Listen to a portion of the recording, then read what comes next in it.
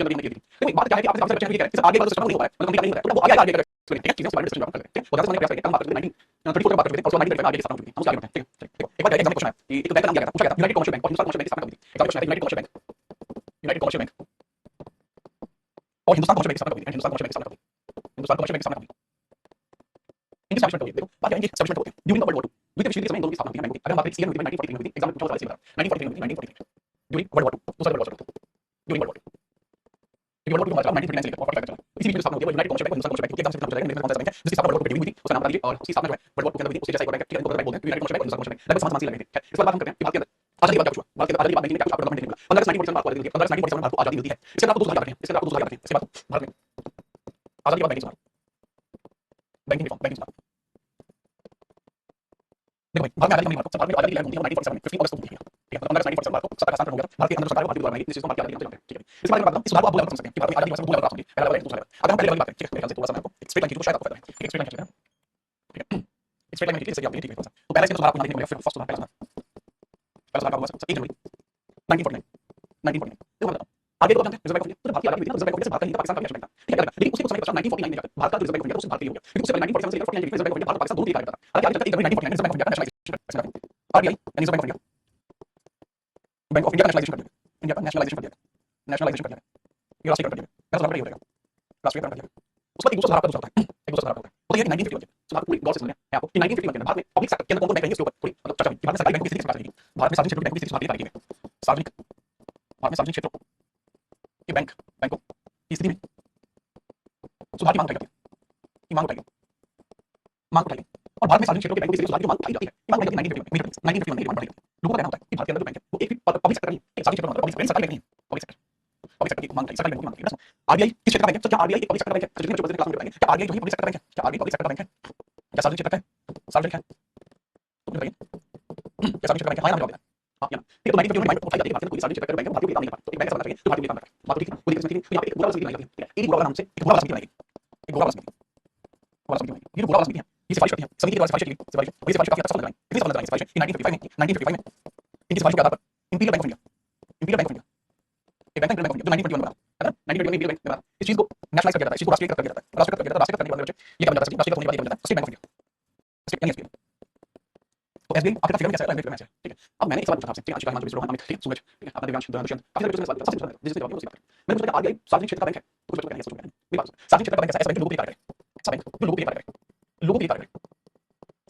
करे सिंपल अब मैं आपसे पूछ बेटा ठीक है मान लीजिए लोगों के लिए कार्य करे क्या आपका खाता आरबीआई में है क्या मेरा खाता आरबीआई में है क्या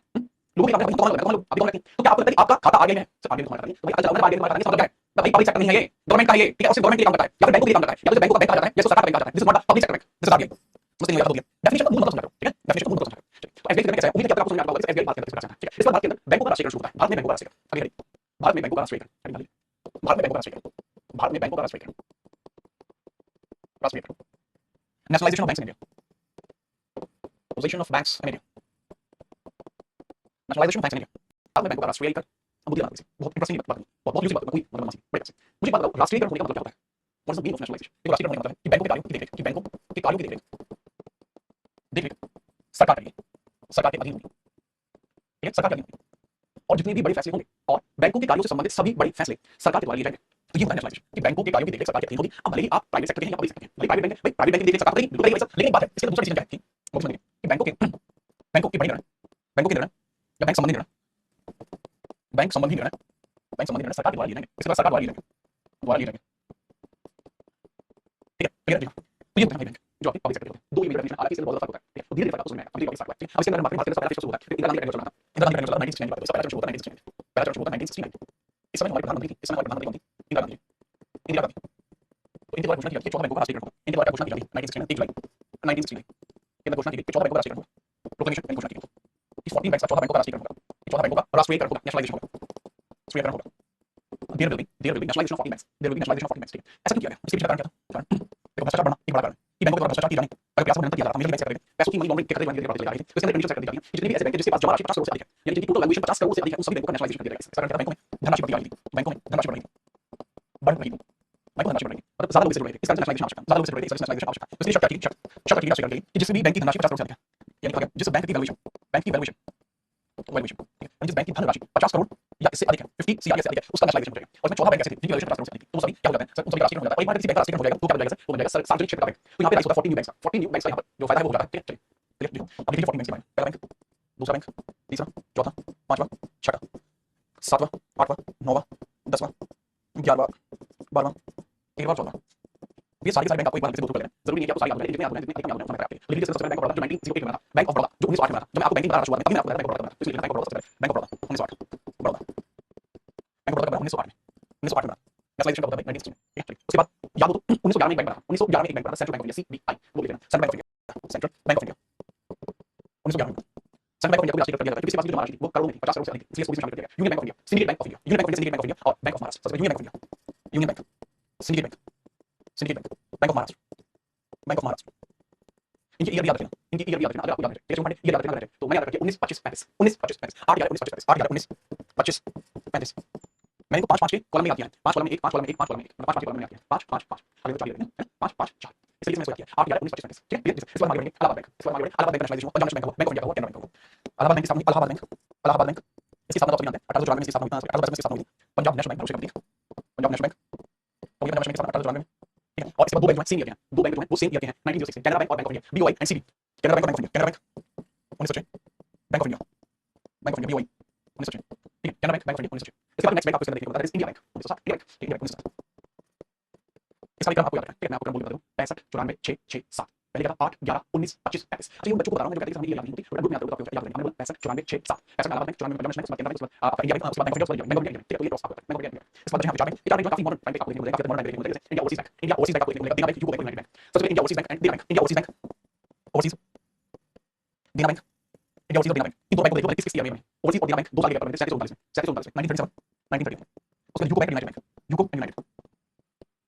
UCO bank and United bank UCO bank and United bank अब इसके अंदर यूको बैंक की बात करूं यूको बैंक की बात करूं तो यूको 43 में 1943 एंड यूनाइटेड 50 में 1943 और 1951 एग्जाम के अंदर इनमें से कौन से बैंक की ईयर पूछी गई है वो देखो जो एग्जाम में आपसे पहले रिपीट हो चुका है ईयर पूछा किसी बैंक ऑफ महाराष्ट्र से पूछा जाता है रिपीटेड एग्जाम ठीक है बैंक ऑफ महाराष्ट्र पूछा जाता है इलाहाबाद बैंक पूछा जाता है बैंक ऑफ बड़ौदा पूछा जाता है एग्जाम बैंक ऑफ बड़ौदा पूछा जाता है पंजाब नेशनल बैंक पूछा जाता है ठीक है बैंक इंडिया ओवरसीज बैंक पूछा जाता है यूको पूछा जाता है पूछा जाता है तो ये बैंक पूछा जाता है एग्जाम में मुझे आपसे नोट करिएगा फटाफट नोट करिएगा यहाँ आगे ठीक है आगे इस बार अगले सवाल की बात करते हैं इसके बारे में बात करें आपसे एक सवाल पूछा गया पैट 2022 में भी सवाल पूछा गया उत्तर प्रदेश पैट 2022 में सवाल पूछा गया वेल उसको ध्यान रखना पैट के पेपर उसका जीएस लेवल काफी अच्छा पूछा जाता है लेकिन उसके अंदर पीसीएस लेवल तक नहीं सवाल पूछा जाता है पेपर बहुत कितना चीज लेकिन उसके बाद उसके अंदर क्वेश्चन लेवल रहता है जैसे वो लेवल ठीक है हम बात सवाल पूछा गया कि भारत के अंदर राष्ट्रीय किस एक्ट के अधीन नियमित होकर हुआ था उसमें काफी सारे एक्ट लिखे हुए थे मतलब act of 1934 act of 1968 act of 1864 तीन एक्ट लिखा हुआ था एक्ट ऑफ 1970 तो बच्चों ने मतलब इस 1969 में हो चुका था नेशनलाइजेशन तो मतलब इसके बाद तो नहीं सकता ये तो 1969 में घोषणा हुई थी उसके बाद रेगुलेशन एक्ट आया उसके बाद नेशनलाइजेशन कंप्लीट माना गया तो बैंकों का राष्ट्रीयकरण हुआ था नेशनलाइजेशन हुआ था बैंकिंग रेगुलेशन एक्ट ऑफ 1970 हुआ किस एक्ट के आधार पर हुआ था एक्ट कौन सा था banking regulation act 1970 banking regulation act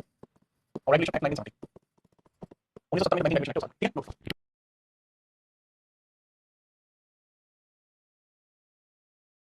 उम्मीद है समझ पाएंगे और नोट भी करेंगे इस बार बात करते हैं अगले बैंक के बारे में ठीक है अगले नेशनलाइजेशन के बारे में नेशनलाइजेशन ठीक है इसको गवर्नमेंट बोलते हैं नहीं गवर्नमेंट बैंक डिफरेंट चीज होता है गवर्नमेंट बैंक होता है गवर्नमेंट के लिए काम करे ये पब्लिक सेक्टर बैंक होते हैं सार्वजनिक क्षेत्र के बैंक होते हैं वो बैंक होते हैं जो लोगों के लिए काम करते हैं समझे हम बात करते हैं ऐसे बैंकों के बारे में जिनका सेकंड फेज के अंदर नेशनलाइजेशन हुआ ठीक है भारत में नेशनलाइजेशन का दूसरा चरण ठीक है बैंकों का नेशनलाइजेशन सेकंड फेज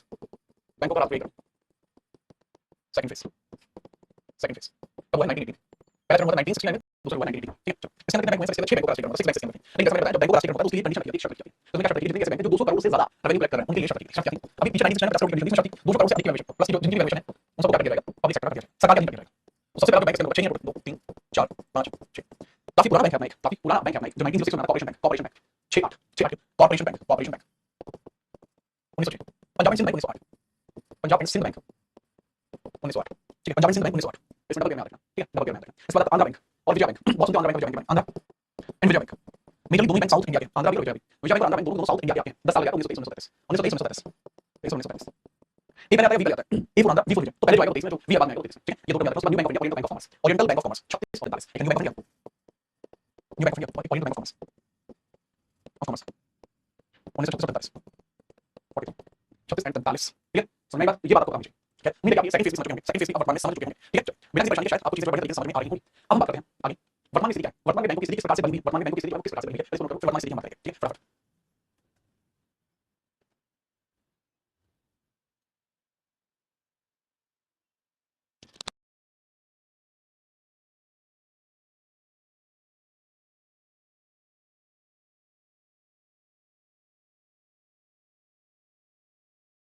चलो वर्तमान में बैंकों की बात करें ठीक है बैंक्स वर्तमान में स्थिति क्या है बैंकों की देखो सर वर्तमान बैंकों की स्थिति बात करूं तो बैंक के खाते बहुत सारे हैं और हम बैंकों के बात करेंगे बैंकों के बात करेंगे क्योंकि उसके अंदर आपके कृषि बैंक भी आएंगे आपके स्थानीय बैंक भी आएंगे तो हम नॉर्मल बात करेंगे वर्तमान क्षेत्र बैंक कौन से एक दूसरा छठवां बैंक होता है जिसको ओरिएंटल बैंक ऑफ कॉमर्स 45 में आता है ठीक है अभी वर्तमान बात करेंगे वर्तमान में आपके सार्वजनिक क्षेत्र के बैंक कौन से सिर्फ सार्वजनिक क्षेत्र का नाम कौन सा ठीक है वर्तमान में एक सेकंड करेक्ट सिचुएशन। देखो भाई बात ये है, कुछ आपके शेड्यूल बैंक भी होते हैं, कुछ नॉन शेड्यूल बैंक भी होते हैं, लेकिन शेड्यूल और नॉन शेड्यूल में फर्क क्या होता है ये आगे जानेंगे। अभी आप ये जानेंगे वर्तमान में किसी जाने के लिए है सब कमर्शियल बैंक के अंदर, कमर्शियल बैंक ये शब्द है अभी कमर्शियल बैंक का मतलब वाणिज्य बैंक, वाणिज्य बैंक मतलब ऐसे बैंक जो अपना काम करता होता है बैंकिंग का, तो लोगों के पैसे रखते हैं वो कमर्शियल बैंक यानी जो एक्चुअल बैंकिंग करते हैं लोगों के लिए बैंकिंग करते हैं, जो लोगों के लिए बैंकिंग करते हैं और इस बैंकिंग क्रिया से प्रॉफिट भी बनाते हैं, इस क्रिया से इस बैंकिंग से प्रॉफिट भी बनाते हैं, प्रॉफिट भी बनाते हैं, प्रॉफिट भी बनाते हैं जो भी बैंकिंग होता है बैंकिंग से प्रॉफिट भी बनाते हैं। तो ये चीज आप क्या करते हैं बैंकिंग से प्रॉफिट बनाना these are called commercial bank और ये क्या करते हैं कमर्शियल बैंक वाणिज्य बैंक करते हैं। वाणिज्य बैंक के दो डिफरेंस होती है ठीक है, अगर टोटल बात करूं टोटल 33 वाणिज्य बैंक वर्तमान में टोटल 33 वाणिज्य बैंक है, लेकिन इसके अंदर कुछ होते हैं पब्लिक सेक्टर, कुछ होते हैं पब्लिक सेक्टर, कुछ होते हैं प्राइवेट सेक्टर, प्राइवेट सेक्टर इसके अंदर बात समझो जितने भी आपके पब्लिक सेक्टर बैंक होते हैं उनको बोलते हैं सार्वजनिक क्षेत्र के बैंक यानी सरकारी बैंक को बोला जाता है, ये होता है सरकारी सरकारी या सार्वजनिक को बोला जाता है, सार्वजनिक को बोला जाता है ठीक है, सार्वजनिक को बोला जाता है लेकिन ये प्राइवेट होते हैं निजी क्षेत्र के बैंक ठीक है, जैसे एचडीएफसी है एक्सिस है आईसीआईसीआई है तो वो आपके वो प्राइवेट सेक्टर में आते हैं। आगे बढ़ेंगे प्राइवेट सेक्टर के अंदर भी दो तरीके के बैंक होते हैं, एक शेड्यूल्ड और एक नॉन शेड्यूल्ड ठीक है। उसके बाद अभी हम पब्लिक सेक्टर के बारे में बात करें क्योंकि वही बैंक होते हैं जो नेशनलाइज होते हैं। पब्लिक सेक्टर के आने वाले ये सभी बैंक नेशनलाइज हैं, ये सभी बैंक नेशनलाइज होते हैं, नेशनलाइज होते हैं, नेशनलाइज होते हैं, नेशनलाइज होते हैं ठीक है ठीक है। अब जी बैंक नेशनलाइज लेकिन वर्तमान में 2019 में कुछ बैंक को लेकर 2019 में कुछ बैंक को लेकर दिया गया ठीक है, काफी सारे बैंक वो मर्ज कर दिए एक दूसरे से 2019 में 2019 में कई बैंक को लेकर दिया गया,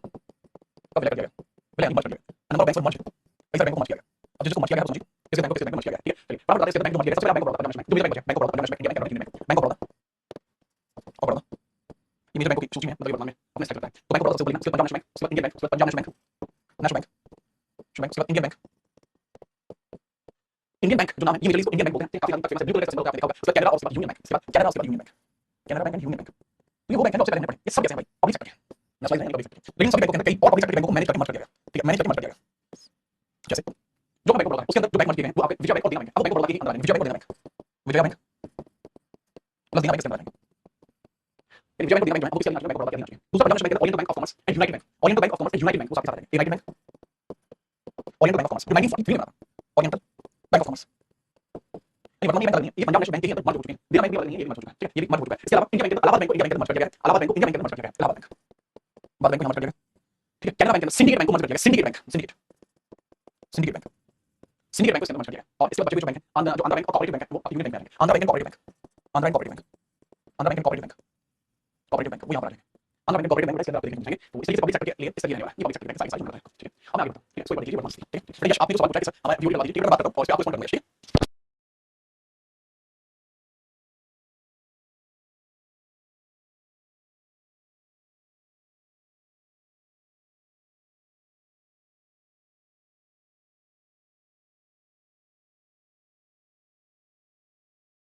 अभी बच्चों एसबीआई नहीं है क्या एसबीआई बिल्कुल अलग है एसबीआई है कि वर्तमान में मैं मर्ज बता रहा हूं ये मर्ज होते हैं ये मर्ज प्रोसेस एसबीआई है कि नहीं और नहीं भाई अभी सिर्फ एसबीआई का एक बात दो उसके न्यू बैंक ये भी अभी नहीं है इसका पंजाब सिंह ये भी बिल्कुल अलग ठीक है। सिर्फ अभी अगर बात करें सेंट्रल बैंक महाराष्ट्र बिल्कुल अलग इंडियन ओवरसीज बैंक बिल्कुल अलग सेंट्रल बैंक बिल्कुल अलग मर्ज नहीं हुई इसमें तो किसी मर्ज नहीं हुई ये बैंक ऐसे हैं मर्ज हो गए ठीक है। ये 2 4 5 बैंक ये है बाकी किसी बैंक 9 बैंक और नहीं है वो अलग ठीक है। एसबीआई इंक्लूड करके ठीक है एसबीआई बता दो क्या हो समझे ये तो वो है मर्ज हो गया ठीक है। अब अगर हल्का सा समझो ठीक है हल्का सा समझो इसके अंदर थोड़ी सी चीजें बात करें ये बात बैंकिंग स्ट्रक्चर हम देख रहे हैं बैंकिंग स्ट्रक्चर कैसा बैंकिंग करते हैं क्या बैंकिंग प्रोसेस है बैंक भारत में बैंकिंग कैसे ठीक है ऐसा बैकग्राउंड क्या मुझे किस तरीके से वर्तमान बैंक को किस तरीके लेकिन यहाँ पर function of reserve bank of India ये डिस्कशन नहीं किया function of reserve bank of India ये डिस्कशन नहीं किया तो आगे डिस्कशन शुरू करें आगे डिस्कशन बता आगे बारे में चलो फोटो डिस्कशन करते हैं फोटो नहीं है एडी आप reserve bank of India reserve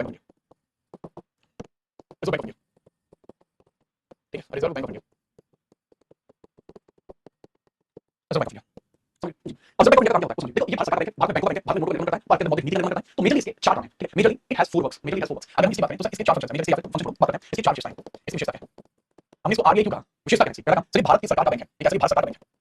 Bharat सरकार का बैंक है ठीक है पहला पॉइंट ठीक है this is the Indian government bank या बैंकों का बैंक है बैंकों का बैंक है ठीक है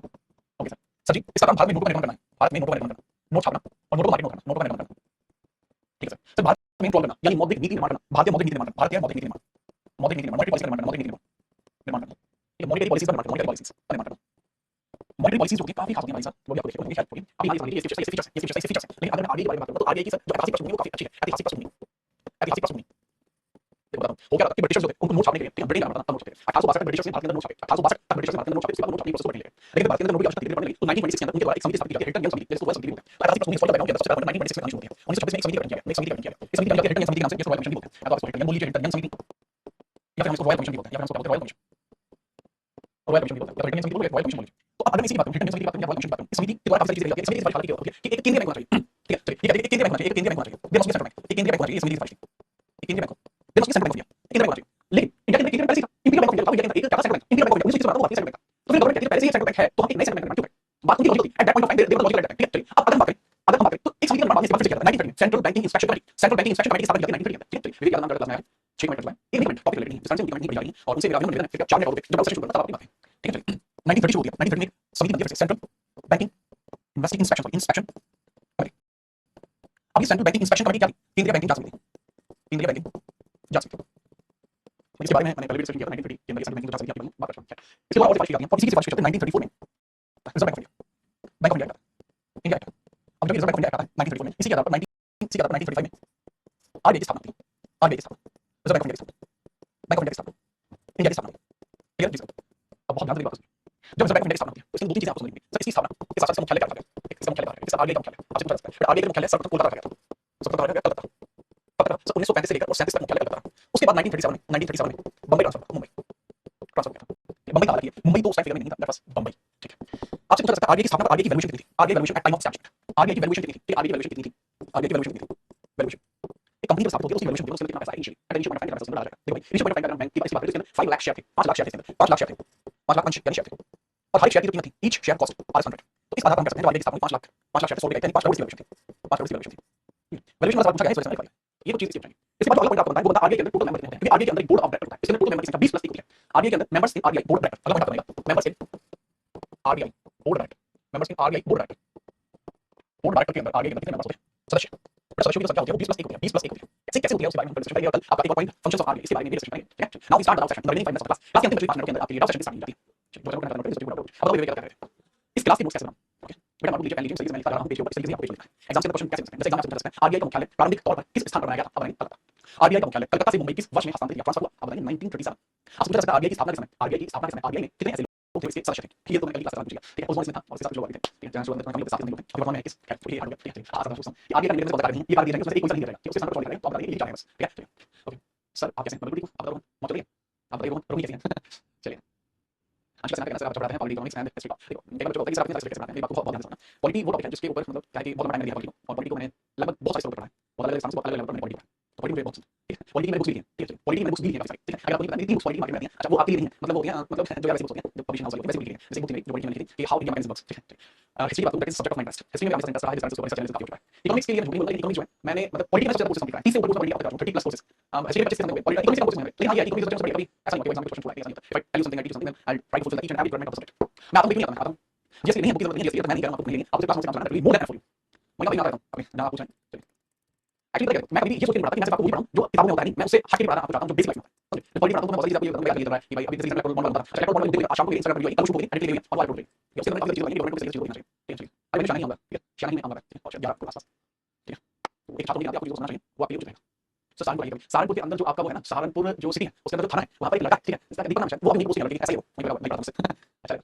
है, तो अगला बात है वो इंस्टाग्राम की तरफ बता सकते हैं अन्य क्लास में 5 मिनट उसमें डाउट चलेगा उसमें बिना किसी क्वेश्चन के हम आपसे कल बात करना। ठीक है ठीक है ठीक है अब कल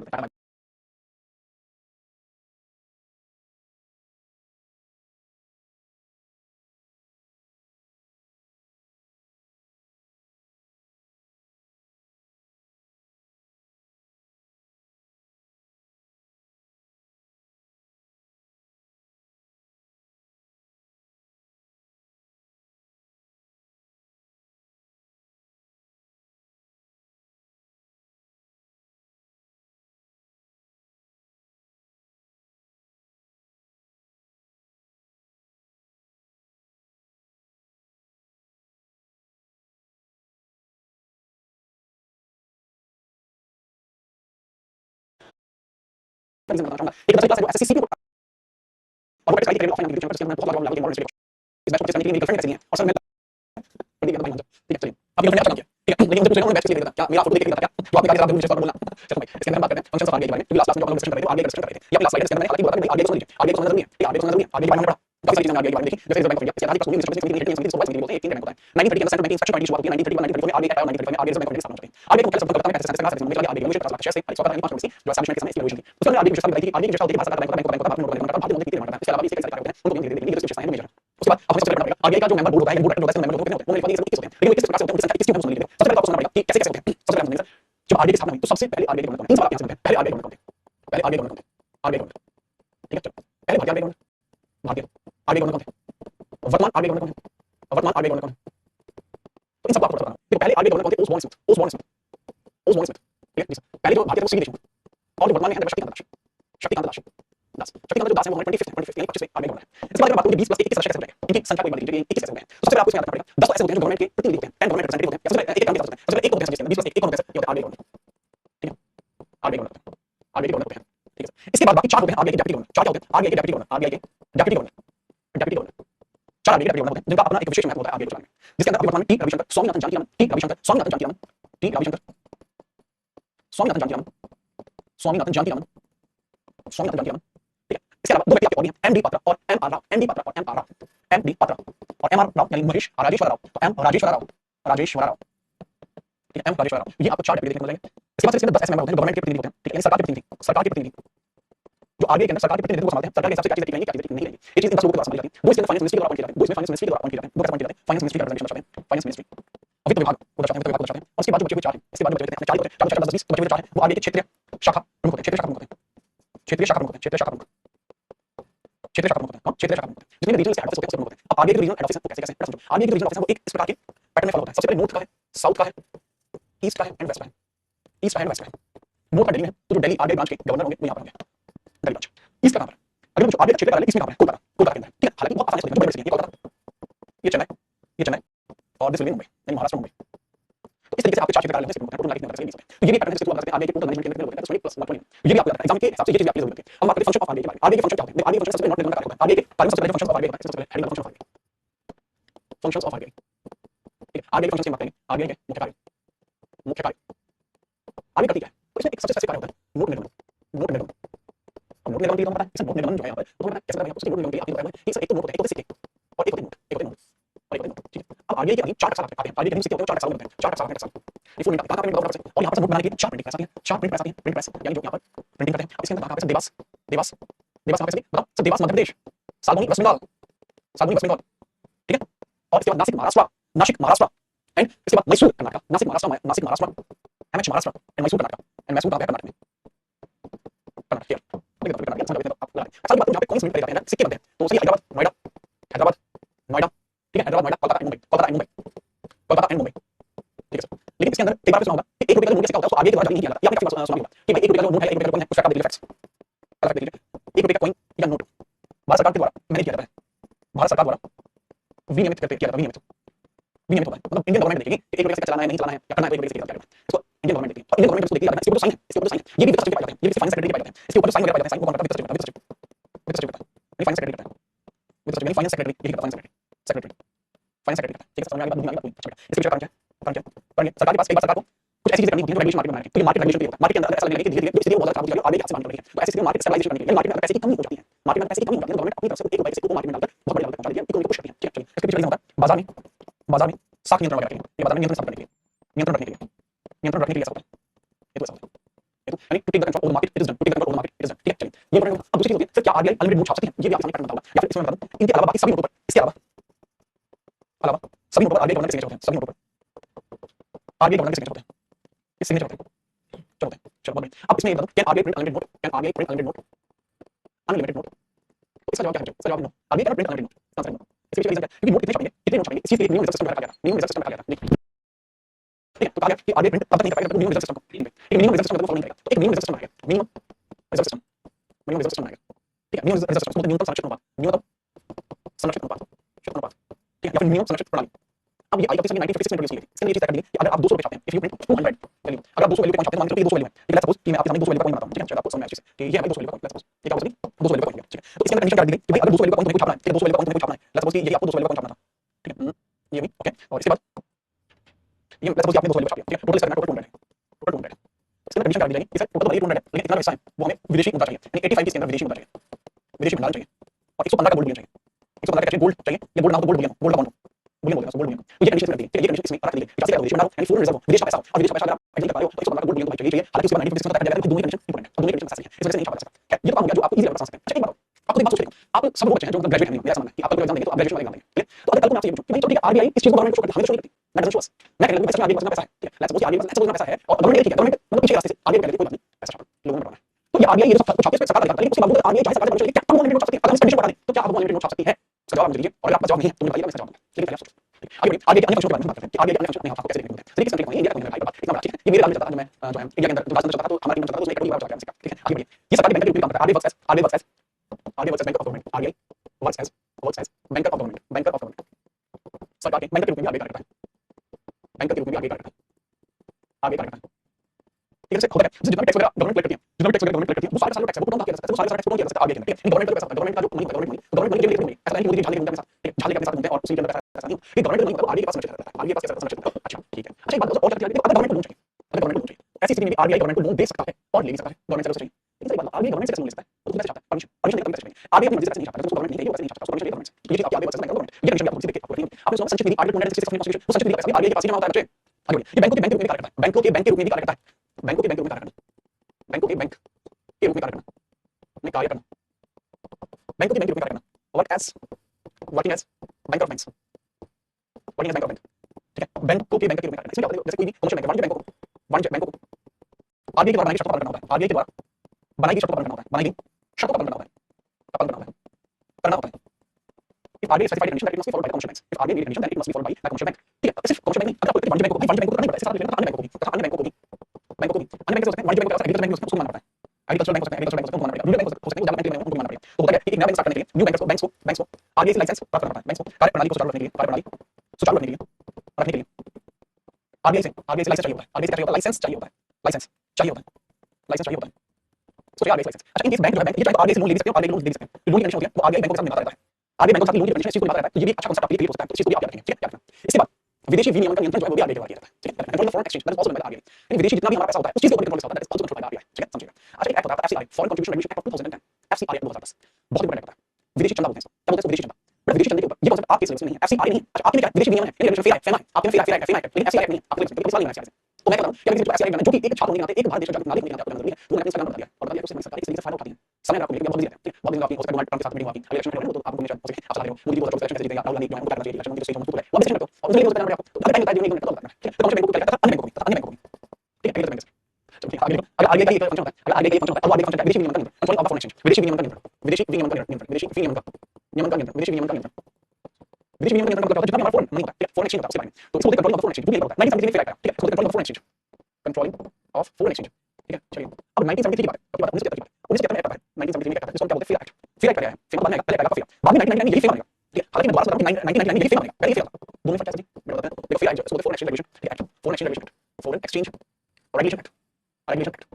फॉरेन एक्सचेंज रेगुलेशन एक्ट बोलते हैं, फिर इसको बोलते हैं सभी फिर बोलते हैं, फिर क्या नाम है फॉरेन एक्सचेंज मैनेजमेंट एक्ट, दोनों फर्क मैनेजमेंट में और रेगुलेशन, मैनेजमेंट रेगुलेशन बहुत थोड़ा सा है, मतलब एक तरीके से लोग बोलते हैं बहुत सही, अगर कोई ऐसा बहुत से दूसरे को कंट्रोल करता है, नहीं मैं ही यहां पे चल रहा हूं, तो वो चीज चलती है रेगुलेशन मैनेजमेंट, जब जिससे साथ में कार्य करता है, तो इस नाम को परिवर्तित करने के पीछे पॉलिसी है 1999 में, पॉलिसी बात करेंगे, उन्होंने कहा कि किसी को कंट्रोल करने के लिए हम साथ में चीज करेंगे, तो तब उन्होंने इसका नाम कर दिया था फॉरेन,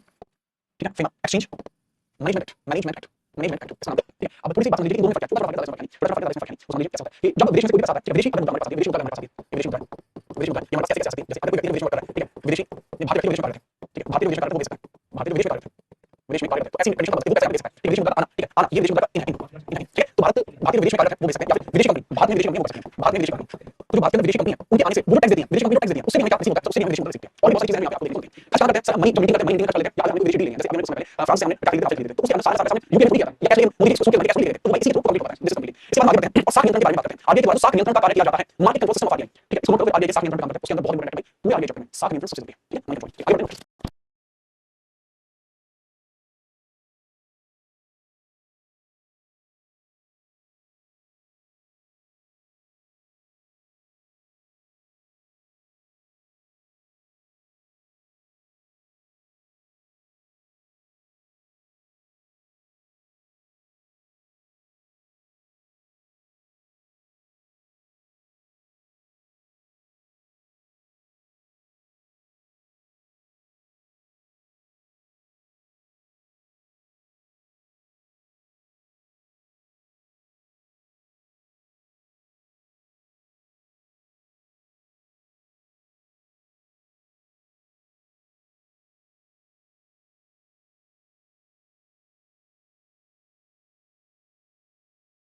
चलो अब हम बात करते हैं सर मैं आपकी सारी क्लास पढ़ लेता हूँ, मानसी कैसे मानसी आप तैयार है, भारत में आएगा इस बार तो हो सकता है आपका नाम है परंतु पक्का है, ठीक है, आगे बढ़ते हैं आगे के द्वारा मार्केट का साख नियंत्रण, आगे के द्वारा मार्केट का साख नियंत्रण, आगे द्वारा मार्केट का साख नियंत्रण कैसे होता है, अब साख नियंत्रण चीज क्या होगी, क्योंकि मार्केट में महंगा है, ठीक है, चीजें बहुत महंगी हो जाती हैं, तो उस चीज को बहुत ज्यादा ध्यान रखना पड़ता है, आगे द्वारा साख नियंत्रण मनी कंट्रोल, साख नियंत्रण मनी कंट्रोल, अब इस चीज को कैसे देखेंगे, मनी कंट्रोल कैसे देखेंगे, तो मनी कंट्रोल करते हैं मार्केट के अंदर, ये क्या करते हैं मॉनेटरी पॉलिसी के द्वारा, कैसे किया जाता है मॉनेटरी पॉलिसी के द्वारा, तो इसके लिए मेजर, ठीक है, इसके अंदर साख नियंत्रण के लिए इसके अंदर मेजर इंपैक्ट होता है, मेजर इंपैक्ट होता है, इसमें सर्वाधिक महत्वपूर्ण भूमिका, इसके अंदर जो सर्वाधिक महत्वपूर्ण भूमिका होती है, सर्वाधिक महत्वपूर्ण भूमिका होती है, सर्वाधिक महत्वपूर्ण भूमिका होती है, उसको समझिए बच्चे सब होती है, इस चीज की बात सर्वाधिक महत्वपूर्ण भूमिका होती है मौद्रिक नीति, मौद्रिक नीति, मौद्रिक नीति होती है, मॉनेटरी पॉलिसी होती है, इसमें मॉनेटरी पॉलिसी होती है, मॉनेटरी पॉलिसी होती है, अब मॉनेटरी पॉलिसी क्या होती है उसको समझिए, मॉनेटरी पॉलिसी यानी मौद्रिक नीति आखिर क्या होती है, देखो आगे के द्वारा मिनिमम मॉनेटरी पॉलिसी कितनी आ सकती है, मिनिमम 3 तो दो पॉइंट आएंगे वरना 6 आती है, ठीक है, तो आएंगे बढ़ने चाहिए मैक्सिमम 6 टाइम्स लेके आ सकते हैं जनरली मिनिमम तो जनरली 4 लेकिन मैक्सिमम 6 आ सकते हैं। अब ये होती क्या है मॉनेटरी पॉलिसी क्या है उसको बताओ। सरकार द्वारा मार्केट में साख नियंत्रण की आगे के बाद मॉनेटरी नीति आती है इसके अंदर बहुत सारे फैक्टर्स होते हैं। मार्केट में महंगाई और मंदी में संतुलन बनाने के लिए जो नीति आगे लेके आता है उसको मॉनेटरी नीति बोलते हैं। देखिए मार्केट में महंगाई मंदी नियंत्रित करने के लिए मार्केट में महंगाई या मंदी नियंत्रित करने के लिए जो नीति आगे के द्वारा तैयार की जाती है जो नीति आगे के द्वारा तैयार की जाती है जो नीति आगे के द्वारा तैयार की जाती है आगे के द्वारा तैयार की जाती है वो मॉनेटरी पॉलिसी कहलाती है वो मॉनेटरी पॉलिसी कहलाती है मॉनेटरी पॉलिसी कहलाती है मॉनेटरी पॉलिसी ठीक है ओके जो monetary policy policy which is created by RBI to control the market ठीक है टू कंट्रोल द मार्केट सामने अधिकतम 6 बार सकती है सामने अधिकतम 6 बार सकती है और सामान्य 4 बार आती है नियम 2 बार लेके जानी पड़ेगी ठीक है सामने सामान्यतः कितनी बार आती है 6 बार सामने 6 बार आती है सॉरी 4 बार आती है अधिकतम 6 बार आती है 4 बार आती है एवरी क्वार्टर आती है सामान्यतः अधिकतम 6 बार आती है कुछ भी हो नियम स्टेज पर हम 2 बार तो निकालनी पड़ेगी वरना चीजें आउट ऑफ कंट्रोल हो जाएंगी। इसको समझिए कि आगे मौद्रिक नीति बनाने के लिए आपसे सवाल पूछे मौद्रिक नीति किसके द्वारा बनाई जाती है तो आप जवाब देंगे आगे फर्स्ट ऑप्शन आगे नहीं है फर्स्ट आगे नहीं है तो ऐसी स्थिति में मौद्रिक पॉलिसी यानी मॉनेटरी पॉलिसी कमेटी होती है उसको तैयार करती है फर्स्ट ऑप्शन ना हो तो ऑप्शन होगा monetary policy committee monetary policy committee का ऑप्शन तो जो मॉनेटरी पॉलिसी कमेटी होगा वो भी इसको तैयार करती है। अब मॉनेटरी पॉलिसी कमेटी होती है मौद्रिक नीति समिति होती है इसके सदस्य होते हैं मौद्रिक नीति समिति इसके अंदर सदस्य कितने होते हैं इसके अंदर सदस्य कितने होते हैं इसके अंदर सदस्य कितने होते हैं तो वो चीजें आती है इसके अंदर टोटल 6 मेंबर्स होते हैं इसके अंदर टोटल 6 मेंबर्स होते हैं जो आपको इसके अंदर देखने को मिलेंगे इसके काफी सारे अवयव होते हैं ठीक है चलो अगर बात करें इसको एक पेपर हुआ था शायद वो या तो बीसीएस का था देश के अंदर या फिर वो पेपर सीरियस था मुझे एग्जैक्टली पता नहीं तो उसमें कहता है कि देश में ब्याज दर को कंट्रोल करने वाला दस्तावेज क्या कहलाता है देश में ब्याज दर को कंट्रोल करने वाला दस्तावेज क्या कहलाता है तो वो भी मौद्रिक नीति है। जैसे आपके क्रेडिट कार्ड का इंटरेस्ट कितना होगा आपका बैंक आपको लोन देगा तो किस रेट पर देगा अगर बैंक को लोन लेना पड़ेगा तो किस रेट पर लेंगे तो वो मॉनेटरी पॉलिसी सेट करते हैं मार्केट के अंदर तेजी आंदी है वो चीज सेट करती है वो महंगा मिलेगा तो ब्याज दर प्रदर्शित करने वाला दस्तावेज भी मॉनेटरी पॉलिसी। अब हम बात करते हैं फैक्टर्स ऑफ मॉनेटरी पॉलिसी यानी निकालिए factors of monetary policy major factors of monetary policy मौद्रिक नीति के मुख्य अवयव मौद्रिक नीति के मुख्य अवयव मौद्रिक नीति के मुख्य अवयव मौद्रिक नीति के मुख्य अवयव तो सबसे पहले इसके अंदर मुख्य अवयव लिख लीजिए आगे पेजेस को सेट करना सबसे पहले आपको रेपो रेट देखना होता है repo rate then bank rate reverse repo rate ठीक है SLR statutory liquidity ratio CRR cash reserve ratio ठीक है चलिए तो ये मेजर इसके अंदर आपको फाइनेंस आपको देखने को मिलेंगे जो आपको यहां पर याद रखनी होंगी ठीक है जो आपको यहां पर याद रखनी होंगी इसके बाद एमएसएल ठीक है MSL repo rate reverse repo rate bank rate SLR CRR MSF ठीक है ये 6 रेट आपको समझने होंगे आगे वाले 6 रेट होते हैं वो चीज भी आपको समझनी होगी वो चीज भी आपको समझनी होगी वो चीज भी उसको आप फटाफट से समझने का प्रयास करें। सबसे पहले बात करेंगे what is repo rate then we will discuss about what is bank rate ठीक है उसके बाद आएंगे reverse repo rate SLR CRR ठीक है एसएलआर वगैरह सीआरआर वगैरह पहले जो मैंने आपको बताया उसी पर आप थोड़ा सा ध्यान देंगे ठीक है एनईएफटी बताया मैंने एनईएफटी बोलिए यार एनईएफटी जब बैंक में एक जगह दूसरी जगह ट्रांसफर करते हैं तो एनईएफटी होता है नेशनल इलेक्ट्रॉनिक फंड ट्रांसफर ठीक है अभी बैंकिंग का सेक्टर चल रहा है बैंकिंग के फुल फॉर्म लिखा बेटा हमारा एनईएफटी ठीक है और थोड़ा सा मतलब रिस्पांसिबल ठीक है रिस्पांसिबल मतलब ये बात है कल को फिर आपको दूसरे घर जाना है आप जॉब भी करेंगे आप खाना भी बनाएंगे हैं कैसे संभालोगे बताओ मम्मी एनईएफटी करोगे ना इस काम को फालतू तुम करोगे नहीं इस काम को फिर तुम करोगे एनईएफटी एनईएफटी लेफ्ट अच्छा अच्छा अच्छा लेफ्ट कर दी साइड में अच्छा तो एनईएफटी जो है अच्छा ये बच्चा से कर दी ये लेफ्ट हो जाओ ठीक है चलो आगे बढ़ते हैं कोई बात नहीं छोटी-मोटी बातें होती रहती हैं जीवन है कोई बात नहीं हेडिंग डालो रेपो रेट क्या होता है ठीक है यहां पे मैं लिखूंगा यहां से लिखूंगा ये इतना जगह छोड़ रहा है समझाने के लिए लेकिन आपको समझाने के लिए चीजें खत्म हो जाएगी ठीक है यार रुको यार लिखो आप समझना पहले सबसे पहले बात करते हैं रेपो रेट क्या होता है रेपो रेट अच्छा मॉनेटरी पॉलिसी में इन सब के रेट डिसाइड किए जाते हैं ये चीज लिख देता हूं मॉनेटरी पॉलिसी में इन सब के रेट डिसाइड किए जाते हैं मौद्रिक नीति में इन सब के जो रेट डिसाइड किए जाते हैं मौद्रिक नीति में इनकी दरें क्या की जाती हैं इनकी दरें तय की जाती हैं तय होती हैं ये होती है मॉनेटरी पॉलिसी। और रेपो रेट में क्या होता है जब एक बैंक आरबीआई से अंशकालीन लोन लेता है जब एक बैंक आरबीआई से अंशकालीन यानी शॉर्ट टर्म लोन लेता है अंशकालीन यानी कि शॉर्ट टर्म अंशकालीन मतलब शॉर्ट टर्म लोन लेता है शॉर्ट टर्म लोन लेता है अंशकालीन ऋण लेता है अब उस पर लगने वाली ब्याज दर रेपो रेट कहलाती है। अब उस पर लगने वाली ब्याज दर उस पर लगने वाली ब्याज दर उस पर लगने वाली ब्याज दर क्या कहलाती है रेपो रेट कहलाती है रेपो रेट उस पर लगने वाली ब्याज दर रेपो रेट समझे तो उस पर लगने वाली ब्याज दर होगी क्या होगी रेपो रेट कहलाएगी। लेकिन अगर रेपो रेट के बारे में बात करें इसकी कंडीशन क्या है तो ये शॉर्ट टर्म कितना होता है समझे शॉर्ट टर्म कितना होता है सर 15 दिन 10 दिन 5 दिन 20 दिन 1 महीना 1 महीने से ज्यादा नॉट मोर देन 30 डेज तो ये शॉर्ट टर्म कितना हो सकता है सर 10 दिन 10 days 15 days 30 days 25 days 30 days 30 days long term कितना तो रेपो रेट का रेट कितना होता है इसका रेट ऑफ एक्स या रेट ऑफ इंटरेस्ट आरओआई लगेगा आरओआई इसका रेट ऑफ इंटरेस्ट कितना 6.75 मान के चलो एक बैंक में ये बढ़िया होता है या नहीं बढ़िया होता है मान के चलो एक बैंक में यहां पर 10 करोड़ रुपए उठा लिया 10 करोड़ रुपए उठा लिया तो जब एक बैंक आरबीआई से 10 करोड़ रुपए उठा लेता है तो आरबीआई वापस कितने देगा ये देगा सर 10 करोड़ रुपए उठा लिया मान के चलो 1 करोड़ रुपए या 100 करोड़ रुपए उठा लिया अब बढ़िया रेट मिलेगा 100 करोड़ उठा लिया तो रेट के हिसाब से हम बात करें वापस कितने देगा सर 156.75 सीआर समझ 156.75 सीआर वापस देगा ये होता है रेट ठीक है। और ये बाकी के 100 करोड़ जहां पर ये बैंक इन्वेस्ट करेगा ठीक है ये जो भी बैंक है बैंक ने लिए कितने 100 करोड़ लिए तो जहां पर ये बैंक इसको एडजस्ट करेगा या यूज करेगा तो वहां से प्रॉफिट है वो 6.75 करोड़ होना चाहिए इससे ज्यादा होना चाहिए वरना आगे निकलेगा ठीक है ओके 6.75 करोड़ कैसे सकते दूसरा बैंक रेट क्या होता है सर बैंक रेट में क्या होता है बैंक रेट में क्या होता है बैंक रेट में बैंक आगे से दीर्घकालीन ठीक है ऋण ले दीर्घकालीन ऋण ले मतलब लॉन्ग टर्म लोन बोलते हैं दीर्घकालीन लोन यानी लॉन्ग टर्म लोन अगर वो ले ले तो उसकी बढ़ जाएगी तो उसमें लगने वाली ब्याज दर और लगने वाली ब्याज दर इस पर लगने वाली ब्याज दर आरओआई रेट ऑफ इंटरेस्ट अबे रेट ऑफ इंटरेस्ट यार कौन था इंटरेस्ट देखना याद रखना रोहन बदमाश की बात आरओआई रेट ऑफ इंटरेस्ट इसी बात कौन था तो ये बात करना आसान है तो ये क्या होता है लॉन्ग टर्म लोन रहता है मोर देन 30 डेज बोलते हैं long term 30 days long term more than 30 days तो लॉन्ग टर्म रेट कितना है सर फ्लाग आरओआई है सर फ्लाग का आरओआई कितना है सर फ्लाग का आरओआई है वो कितना है 5.15% 5.15% 5.15% का आरओआई है ठीक है रेट ऑफ इंटरेस्ट में 5.5% ये मोर देन 30 डेज ये तालीम होता है अच्छा मैंने एक यहाँ पर मोदी नीति के बताया सच नहीं होता है तो आरओआई से याद है इसके अंदर 6 सदस्य होते हैं ये 3 वैलिड होते हैं ठीक है ये 3 वैलिड होते हैं ठीक है 3 वैलिड होते हैं 3 कैसे होते हैं 3 कैसे होते हैं गवर्नमेंट क्या 3 गवर्नमेंट क्या होते हैं 3 आगे क्या होते हैं तो आगे ये जीओआई गवर्नमेंट ऑफ इंडिया क्या होते हैं जीओआई का मतलब ऑफिशियल इंडियन गवर्नमेंट जो होती है ना वो अपने नाम को हर जगह जीओआई लिखती है गवर्नमेंट ऑफ इंडिया वो लिखती है सरकार नहीं गवर्नमेंट लिखती और आगे तो जीओआई आगे तो रेपो रेट बैंक रेट क्या होता है शायद आपको क्लियर नहीं होगा रेपो रेट बैंक रेट क्या होता है कल क्लास में आर ठीक है रिवर्स रेपो रेट एंड प्रकार सीआर एमएसएफ ये सब हम देखेंगे इनकी कल हम देखेंगे टेक्निकल हम देखेंगे ठीक है इसका इंपैक्ट पता मार्केट से महंगाई कैसे कंट्रोल होती है ठीक है आज के लिए मैं आपसे आगे लूंगा एक बस आज के लिए इतना बात है वो कितना बीच में डायलॉग है अभी मैंने कहते हैं कि बस मेरा तो किसी और दिशा में बोलो तुम मुझे मार नहीं सकते और चला और हेडिंग आपने उम्मीद रखी उसके बाद लास्ट चला टॉपिक है कि मैंने बताया आपको कि आगे के बाद साथ करने किया था मैं कंट्रोल किया था मार्केट मीटिंग इम्पैक्ट सवाल मैं हुई होती है साथ में जो आगे तो इसी मॉडल नीति को मार्केट में नहीं करने के लिए आगे बढ़ गया मार्केट पूरी सामने सामने चला रही है और आगे कुछ बात है मतलब मॉडल नीति आगे बढ़ गई यदि आगे ऑप्शन में तो मॉडल पॉलिसी में सबसे छोटी गवर्नमेंट आगे बात करें इसके अंदर मॉडल नीति नहीं जैसे मेजर फैक्टर्स होते हैं मॉडल नीति कुछ आगे हो गया जैसे point bank rate versus SR ये सब अब हम क्या करते हैं सब बारे में डिस्कशन करते हैं ये चीज मैं रैपिड बताता हूं ठीक है तो बैंक आगे से शॉर्ट टर्म आगे तो उसको लेकर बात होती है रैपिड करते हैं रेट इंटरेस्ट समय बैंक रेट से डील करते हैं बैंक आगे से डील लोन लेता है बैंक रेट वर्तमान में 5 चल रहा है ये चीज ये जल्दी पॉइंट मिलता है और मैं आपको अपडेट देख लेंगे जो एग्जाम में लेंगे ठीक है अब हम बात करेंगे रिवर्स रेट अब हम बात करेंगे रिवर्स रेट जो बड़ी बैंक से आगे के बाद भाग जाता है रिवर्स रेट की कंडीशन आती है रिवर्स रेट जो आगे बढ़ा जो आगे बढ़ा वाणिज्य बैंकों से भाग जाता है वाणिज्य बैंकों से उधार लिया जाता है वाणिज्य बैंकों से उधार धन लिया जाता है या ऋण लिया जाता है उसको लगने लग जाता है उसमें लगने लग जाता है वाली ब्याज दर रिवर्स रेट आती है ब्याज दर रिवर्स रेट आती है रिवर्स रेट आती है रिवर्स रेट आती है जी सर जी रिवर्स रेट ठीक है इसके बाद एसएलआर या एलसीआर सीआर जरूरी CR cash reserve cash reserve ratio देखो कैश रिजर्व क्या होता है कि कोई भी वाणिज्य बैंक सीआर बोलते हैं cash reserve ratio cash reserve ratio कैसे समझाते हैं कैश रिजर्व रेशो तो इसके अंदर क्या नकद संरक्षित अनुपात नकद संरक्षित अनुपात समझने की कोशिश कीजिए कैश रिजर्व रेशो क्या होता है वाणिज्य बैंक द्वारा वाणिज्य बैंक कमर्शियल बैंक द्वारा वाणिज्य बैंक द्वारा ऋण बांटने से पहले जब डेफिनेशन सही लगेगी वाणिज्य बैंक द्वारा ऋण बांटने से पहले आरबीआई के पास एक संरक्षित रूप में राशि जमा रखनी होती है ये चीज वही सीआर कहलाती है वही सीआर कहलाती है वही सीआर कहलाती है ठीक है वर्तमान में रिजर्व रेपो रेट का रेट नहीं बताया आपको इसका रेट नहीं पता चला वर्तमान 3.75% 3.75% चल रहा है ठीक है अभी चला 3.75 चला है बताएंगे आपने पूछा नहीं बताया आपको पूछना चाहिए ये बीच में 3.5 होगा इसको 3.5 हो गया अपडेट बढ़ा देंगे वर्तमान 3.5 चला चलेंगे 3.5 चला चलेंगे वर्तमान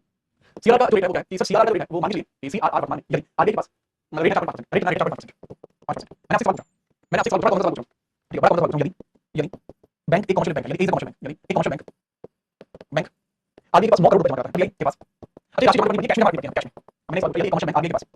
9 करोड़ रुपए 9 करोड़ कैश जमा करता है कितना 9 करोड़ कैश जमा करता है 9 करोड़ कैश जमा करता है इसका मतलब क्या है वो कितना लोन मार्केट में उसका कितना लोन मार्केट में उसका कितना लोन मार्केट में कितना लोन मार्केट में उसका कितना लोन मार्केट में उसका कितना लोन मार्केट में ये सीआर बताने से पहले आपको हमेशा रखना होता है देखो सीआर जो होता है वो रखना ही आपको पड़ेगा अगर आपको जब मान लो कल आपने बैंक खोला तो अगर बैंक के अंदर लोन फैसिलिटी रखते हो तो उसमें रखना पड़ेगा कैश रिजर्व रेशो ये कौन है डेफिनेशन है अभी लिखी हुई है अब तो अभी आपको 6.5 अभी आपको 6.5 बेटा 7 जो मैंने लिखा था जनवरी वाला दिसंबर का रिजल्ट रिलीज होगा अभी अपडेट कर लेंगे पूरी ठीक है अभिलाष चेंज अब लड़की नहीं चलती बेटा ये सवाल है ये क्वेश्चन है बाबू दिस इज क्वेश्चन मैंने क्वेश्चन पूछा है आपसे कि यदि रेट है 4.5 बताओ कैसे रिजर्व रेशो की बता दीजिए commercial bank must have to maintain cash amount ठीक है commercial banks have to maintain the cash at RBI before initiating loans market सवाल पूछो एक बार मैंने सवाल पूछा यदि कमर्शियल बैंक आगे के पास 9 करोड़ कैश जमा करता है उसका कितना लोन मार्केट में उसका मार्केट 200 करोड़ है 200 करोड़ लोन है ठीक है 200 करोड़ फिर 200 करोड़ का अगर 4.5% निकालेंगे फिर 200 करोड़ का अगर 4.5% निकालेंगे तो आपको कितनी वैल्यू आ जाएगी कितनी वैल्यू आपको आ जाएगी 9 करोड़ ये मैंने आपसे सवाल पूछा ठीक है ठीक है बस तो बहुत मतलब एक बार चलो आपको समझ में आ रहा है ठीक है एक बार देखिए आगे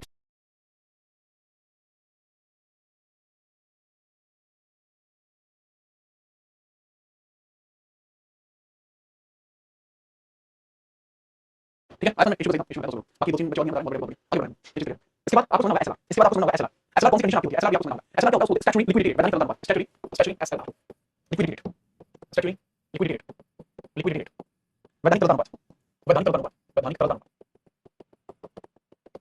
तरलता ठीक है चलिए तो ये नौकरी आगे की सिक्योरिटी है नौकरी आगे की सिक्योरिटी है अब इसमें क्या होता है एसएलआर क्या होता है एसएलआर भी फिक्स्ड अमाउंट होता है ठीक है एक वाणिज्य बैंक को लोन बांटने से पहले आरबीआई के पास कुछ संरक्षित राशि रखनी पड़ती है कुछ संरक्षित राशि रखनी पड़ती है यह राशि प्रतिभूतियां यानी बॉन्ड्स हो सकते हैं और यह कैश या सोना भी हो सकती है ठीक है चलिए किसी वाणिज्य बैंक को लोन बांटने से पहले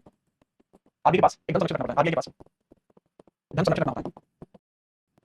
होता है यह कैश बॉन्ड या गोल्ड हो सकता है कैश बॉन्ड्स या गोल्ड हो सकता है या गोल्ड हो सकता है फिर बात करूं why commercial bank distributes loan it must have maintain money in RBI it must have maintain money in RBI which can be the cash which can be the gold which can be the bonds and this is called SLR the current rate of supply 80% काफी 18% इसका normal rate 18% बहुत ज्यादा 18% काफी ज्यादा change नहीं हुआ काफी ज्यादा चेंज नहीं हुआ है दूसरी चीज के अंदर ना marginal standing facility marginal standing facility MSF marginal standing facility MSF last में मार्जिनल स्टैंडिंग फैसिलिटी को बोलते हैं बेटा सीमांत स्थायी सुविधा इसको बोला जाता है सीमांत स्थायी सुविधा इसको बोला जाता है होता है मार्जिनल स्टैंडिंग फैसिलिटी तो इसमें क्या होता है यदि किसी वाणिज्य बैंक को 24 घंटे के लिए लोन चाहिए यदि किसी वाणिज्य बैंक को 24 घंटे के लिए लोन चाहिए और उसके लिए मनी चाहिए पैसा चाहिए तो उसको लगने उस पर लगने वाला उस पर लगने वाला आर रेट ऑफ इंटरेस्ट क्या कहता है एमएस कहता है वर्तमान रेट 6.75 वर्तमान 6.75 है इलेक्ट्रोल बॉन्ड इसमें इलेक्ट्रोल बॉन्ड एक चीज है वो पॉलिटिक्स की बात है बच्चे पॉलिटिक्स की बात है इलेक्ट्रोल बॉन्ड इसका हिस्सा नहीं बच्चे नोट दिया आगे नोट दिया आगे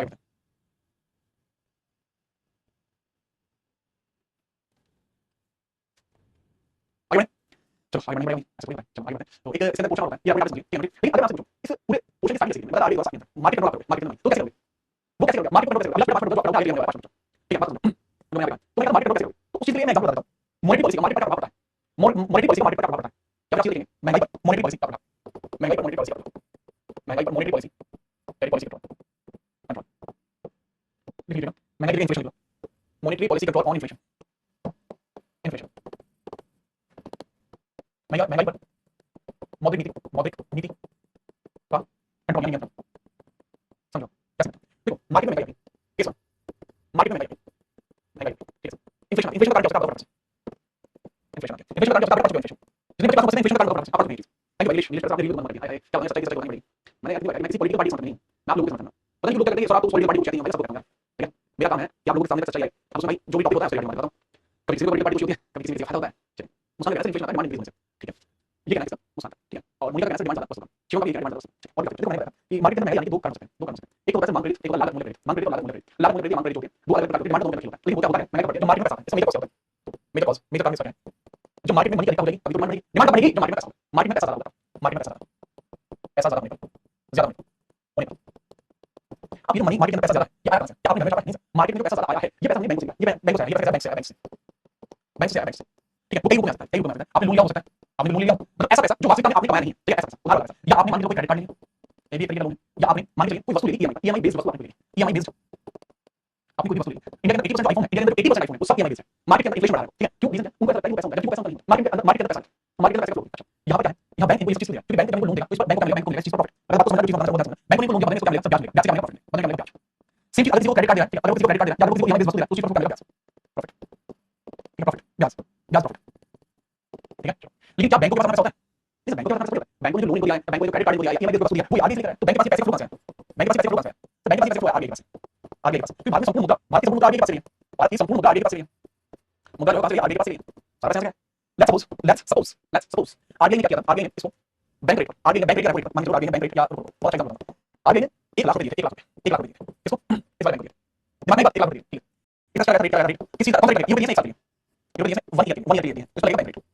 ठीक है या मान लो आगे से दिए 20 डेज के लिए 20 तो लगेगा रेट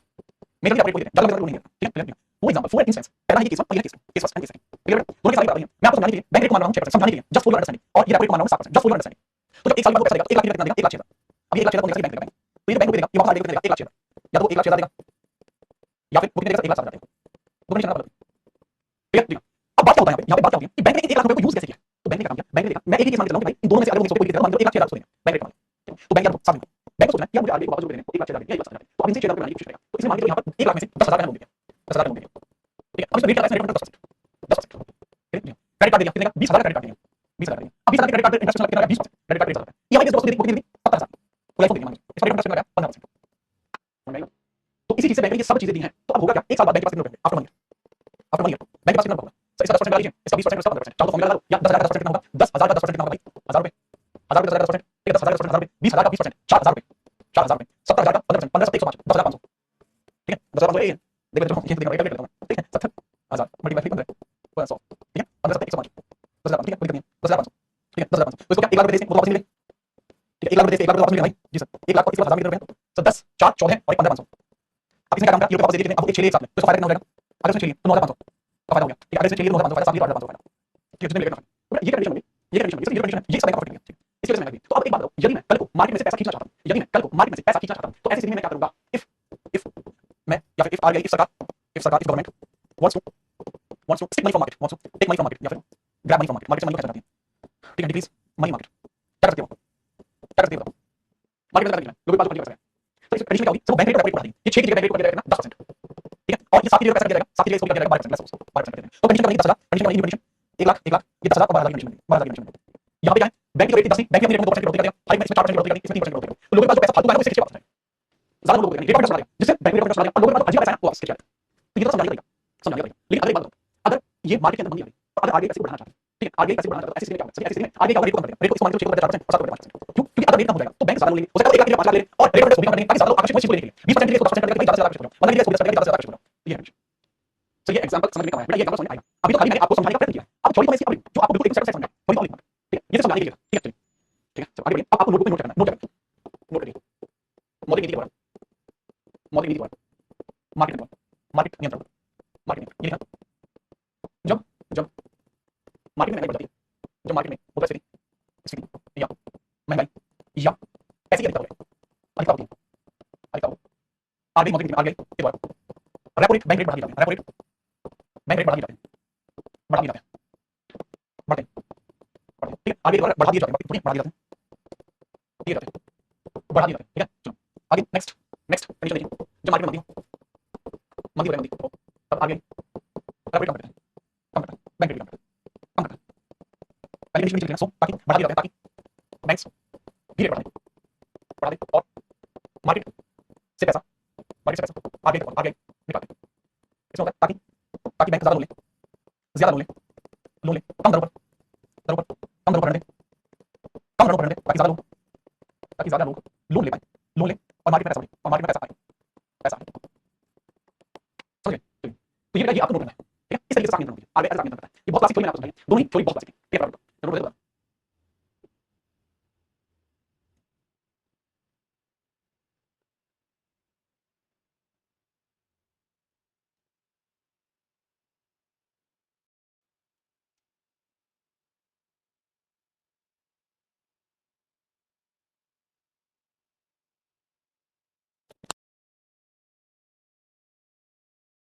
ठीक है, अब क्या होगा एकदम, तो नो कॉस्ट ईएमआई में क्या करते हैं, नो कॉस्ट ईएमआई का मतलब ये होता है, आपको याद दिया, नो कॉस्ट ईएमआई का मतलब होता है कि आपको शुरुआत में बैंक का इंटरेस्ट रेट दिखाई नहीं देता है, ये ले लो फिर फाइल आप लेंगे, ठीक है, क्या करेंगे कि भाई आपको इसका डाउन पेमेंट करना होगा, वो सब चीज जब मार्केट में मंदी हो तब आरबीआई रेपो रेट कम करता है, बैंक रेट कम करता है, बैंक रेट कम करता है ताकि बैंक ज्यादा लोन ले, कम दरों पर ऋण दे ताकि ज्यादा लोग लोन ले और मार्केट में पैसा आए, ठीक है, चलिए, ठीक है, ओके, निवेश करने से लोन किस समय ले ताकि हमें प्रॉफिट ना बढ़े, देखो आपको लोन लेना किस समय मार्केट के अंदर तेजी चल रही है तो लोन लेना, ठीक है, आगे बढ़ो, ये चीज तो सभी समझ में आ गई हमारे, अब आगे हम आगे बढ़ते हैं, अगली सवाल की तरफ चलते हैं, अब एक टॉपिक आता है बैंकों के प्रकार, एक बच्चा पूछा था सर बैंकों के प्रकार क्या होते हैं, बैंकों के प्रकार, types of banks, types of banks, देखो दो तरीके के, एक अनुसूचित, एक शेड्यूल्ड और एक नॉन शेड्यूल्ड, अनुसूचित और एक गैर अनुसूचित, गैर अनुसूचित, अनुसूचित और गैर अनुसूचित, शेड्यूल्ड और नॉन शेड्यूल्ड, नॉन शेड्यूल्ड, समझ में आएगा? ये कौन से होते हैं? ऐसे बैंक जो आरबीआई 1934 एक्ट की दूसरी अनुसूची में अभिलेखित नहीं होते, अभिलेखित नहीं होते, अभिलेखित नहीं, रजिस्टर्ड नहीं, which are not registered in the second schedule of RBI. हालांकि इन बैंकों को आरबीआई लोन देता है, जी सर, आरबीआई के पास सीआर मेंटेन करना पड़ता है, सीआर मेंटेन करना पड़ता है आरबीआई के पास, इस तरीके के बैंक चलाने के लिए आपको आरबीआई से परमिशन चाहिए होगी, परमिशन चाहिए होगी, परमिशन चाहिए होगी, ठीक है, लेकिन इसके कार्यों का नियंत्रण आरबीआई नहीं होता, लेकिन इसके कार्यों का नियंत्रण आरबीआई नहीं करता, आरबीआई नहीं करता, आरबीआई नहीं करता, बिल्कुल इसके कार्य नियंत्रण आरबीआई नहीं करता, बिल्कुल भी। अब यहाँ पे गैर अनुसूचित बैंक का एग्जांपल देखो, जैसे आपको कर्नाटक सिटी बैंक है, कर्नाटक सिटी बैंक मैंने नहीं सुना सकता, जैसे कोई लोकल बैंक हो गया, जैसे कोई लोकल बैंक हो गया, वो है ये चीज, ठीक है, लोकल बैंक, समझे? तो भाई ये टाइप ऑफ बैंक के अंदर मैंने बात करी, ये टाइप ऑफ बैंक के अंदर मैंने बात करी, और ये भी क्या टाइप ऑफ बैंक में भी अनुसूचित या अनुसूचित कैसे, ये है टाइप ऑफ बैंक है, टाइप ऑफ बैंक है, टाइप ऑफ बैंक, और ये भी शेड्यूल किसके अंदर, कमर्शियल बैंक वैसा ही, कमर्शियल बैंक, वाणिज्य बैंक, वाणिज्य बैंक, जहां लोग पैसा जमा करें, जहां लोग पैसा जमा करें, और बैंक द्वारा जहां लोग पैसा जमा करें, पैसा जमा करें, तथा बैंक लोन प्रोवाइड करें, लोन दे और ब्याज ले, ब्याज यानी प्रॉफिट। आपके गांव के आसपास कोई ऐसा बैंक होगा जो बिल्कुल अजीब सा होगा, जो आप कहीं पानी लेने वहां पे नहीं दे, जितने लोग बैंक होते हैं, रीजनल बैंक नहीं होते हैं, लोकल बैंक, सब गांव में होता है, आसपास बैंक हो जाता है, तो वो चीज इसके अंदर कंसीडर की जाती है। और शेड्यूल बैंक क्या होगा, जो आरबीआई के सेकंड शेड्यूल में रजिस्टर्ड है, second schedule of RBI, second schedule of RBI, schedule of RBI act 1927, of RBI act 1927, समझ गए? अब इसके अंदर भी माहौल दो तरीके का, प्राइवेट और पब्लिक सेक्टर, प्राइवेट और पब्लिक, एक तो है प्राइवेट सेक्टर और एक है पब्लिक सेक्टर, ठीक है, ये वो है राष्ट्रीय है, पब्लिक सेक्टर कौन सा राष्ट्रीय कितने हैं, कितने फर्क पड़ेंगे? मेरा शेड्यूल बैंक अगर आप टोटल शेड्यूल बैंक क्या सर, टोटल शेड्यूल बैंक की संख्या 33, टोटल शेड्यूल बैंक की संख्या 33, जिसमें से 14 है आपके पब्लिक सेक्टर के, बाकी बचे हुए जो हैं, ठीक है, 40 में से 9 19 9 हैं, ठीक है, 19 और इसमें प्राइवेट बैंक नॉट ठीक है, ठीक है। अब इसके अंदर पब्लिक सेक्टर कैसे होते हैं, राष्ट्रीय करते हैं, राष्ट्रीय नेशनलाइज, ये कैसे होते हैं सर, जो प्राइवेट कंपनी द्वारा हेड किए जाते हैं, जिनको हेड करता है प्राइवेट कंपनी करती है, जैसे एचडीएफसी है, आईसीआईसीआई है, ठीक है, इधर कौन है राष्ट्रीय करने बहुत अच्छा सिस्टम निकल गया, एसबीआई है, पीएनबी है, ये सब ऐसा है, समझ में आई बात, ठीक है, सुनो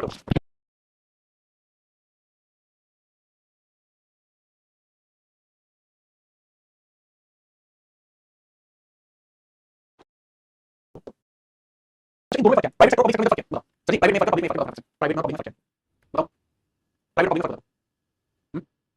नहीं देखो पब्लिक सेक्टर में क्या होता है सर, इसका जो अधिकार होता है, पब्लिक सेक्टर बैंक का जो अधिकार होता है वो किसका होता है, गवर्नमेंट के पास होता है, अधिकार गवर्नमेंट के पास होता है और चलाने की जिम्मेदारी गवर्नमेंट की होती है। प्राइवेट में क्या होता है, अधिकार आंशिक रूप से गवर्नमेंट का होता है, लेकिन चलाने की जिम्मेदारी प्राइवेट होती है, ये प्राइवेट में फर्क है, ठीक है। इसके बाद कुछ अन्य प्रकार के बैंक आप और देख लीजिए, कुछ अन्य प्रकार के बैंक आप और देख लीजिए, सब कुछ अन्य प्रकार के बैंक होते हैं, अन्य प्रकार के बैंक होते हैं, अन्य प्रकार के बैंक जैसे क्षेत्र ग्रामीण बैंक आपका हो जाएगा, रीजनल रूरल बैंक आपके हो जाएंगे, ठीक है, इसके अलावा और भी बैंक होते हैं, जैसे उद्योग के लिए बैंक होते हैं, ठीक है, उद्योग के लिए बैंक होते हैं, तो उन सब के बारे में बात करते हैं, ठीक है, अन्य प्रकार के बैंक, अन्य प्रकार के बैंक, अन्य प्रकार के bank, some other types banks, some other types banks के बारे में बात करें, तो सबसे पहले हम इसमें बात करें regional rural bank, regional rural bank, क्षेत्र ग्रामीण बैंक, ठीक है, इसके बाद हेडिंग लीजिए, क्षेत्र ग्रामीण बैंक, ग्रामीण बैंक, ओरिजिनल रूरल बैंक और यूरो बैंक, ठीक है, ओरिजिनल रूरल बैंक, फटाफट हेडिंग लीजिए, ओरिजिनल रूरल बैंक, हेडिंग आपके बात करें सबसे पहले 1975 पांचवें पंचवर्षीय योजना के दौरान, पांचवें पंचवर्षीय योजना के दौरान आपको माहौल देखने को मिलेगा, ठीक है, बाद में 1975 में पांचवें पंचवर्षीय योजना के दौरान प्रथम ग्रामीण बैंक की स्थापना की गई, भारत में पहली बार, भारत में पहली बार पांचवें पंचवर्षीय योजना के दौरान, पांचवें पंचवर्षीय योजना के दौरान, पांचवें पंचवर्षीय योजना के दौरान, योजना के दौरान, फिफ्थ फाइव ईयर प्लान के दौरान, पांचवें पंचवर्षीय योजना का एनुअल कितना था 1974 योजना के दौरान, 1975 में पहला ग्रामीण बैंक, फर्स्ट यूरो बैंक, प्रथम ग्रामीण बैंक हो गया था, सर प्रथम ग्रामीण बैंक, प्रथम ग्रामीण बैंक, प्रथम ग्रामीण बैंक, ग्रामीण बैंक, प्रथम रूरल बैंक, प्रथम रूरल बैंक, प्रथम रूरल बैंक यहाँ पर हालांकि अगर बात ये ग्रामीण बैंक का उद्देश्य क्या होता है, ग्रामीण क्षेत्र का विकास करना, उद्देश्य ग्रामीण क्षेत्र का विकास, लेकिन ये बहुत बड़ी लेवल तक नहीं पहुंच पा रही थी, बहुत बड़ी लेवल तक ये नहीं पहुंच पा रही थी, इस वजह से दिक्कत को थोड़ा सा समझा गया, दिक्कत को थोड़ा सा समझा गया, ठीक है, दिक्कत को थोड़ा समझा गया, जैसे बताओ इसका उद्देश्य क्या था, ग्रामीण क्षेत्र का विकास करना, ठीक है, देखो सब करना, बैंकों का उद्देश्य, ग्रामीण बैंक का उद्देश्य, उद्देश्य ग्रामीण क्षेत्र का उद्देश्य, ग्रामीण क्षेत्र का विकास, लेकिन दिक्कत क्या हुई थी, इन बैंकों की संख्या दिन प्रतिदिन बढ़ती जा रही थी, ठीक है, 1980 में इसकी संख्या कितनी थी, ग्रामीण बैंकों की संख्या 196, फिर इस चीज को स्थायी कर दिया, इस संख्या को स्थायी कर दिया, इस संख्या को स्थायी किया, बस इन्हीं बैंकों के फालतू बैंक बनना, इसमें मैक्सिमम कहां पे उत्तर प्रदेश, इसमें मैक्सिमम कहां पे उत्तर प्रदेश, उत्तर प्रदेश, अब जरूरत थी कि इन बैंकों को रेगुलेट किया जाए, इन बैंकों को रेगुलेट किया जाए, तो इनको विनियमन करने के लिए इसके संबंध में एक समिति बनाई गई, इस संबंध में एक समिति बनाई गई, एक समिति बनाई गई, समिति को बनाई गई, समिति का नाम शिवराम समिति, ठीक है, शिवराम समिति, शिवराम समिति सिफारिश देती है, 1982 में नाबार्ड की स्थापना की घोषणा करती है, नाबार्ड की स्थापना की घोषणा, नाबार्ड की स्थापना, नेशनल एग्रीकल्चर बैंक, नाबार्ड की स्थापना करती है, नाबार्ड की स्थापना के बाद क्षेत्र ग्रामीण बैंकों का कार्य वो नाबार्ड के द्वारा संभाला, अब नाबार्ड किसान को कैसे संभालता है, नाबार्ड किसान को कैसे संभालता है, ठीक है, वो चीज हम कल पढ़ेंगे, ठीक है, कल नाबार्ड कैसे किसान को संभालेगा वो चीज देखेंगे, आज की क्लास के लिए यही रहेगा, कल हम आगे बढ़ेंगे, बैंक्स आपको ऑलमोस्ट समझ गए, बैंक चाहिए, अगली क्लास के अंदर हम अपना जो है बैंक खत्म करके एक्सेशन वगैरह कुछ देखते हैं, एक्सेशन वगैरह बात करेंगे, ठीक है, बैंकिंग का खत्म हो जाएगा, उसके बाद नेक्स्ट वीडियो में कि बजट कर देगा, तब बजट कर लेंगे, ठीक है, बैंक तो ऑलमोस्ट है, बहुत सारी चीजें बैंक को बैंकों से रिलेटेड रिपोर्ट फुल फॉर्म सुनेंगे, ठीक है, बैंक में क्या होते हैं, अकाउंट क्या होते हैं, वो टर्मिनोलॉजीज हैं, हो जाएंगे 20 मिनट का काम है, ठीक है, प्लीज हमें साइड ये आप लोग जल्दी से क्लास लगा करते हैं कल, तो सामने ये सबसे पहले आप सभी धन्यवाद, जय हिंद, जय भारत।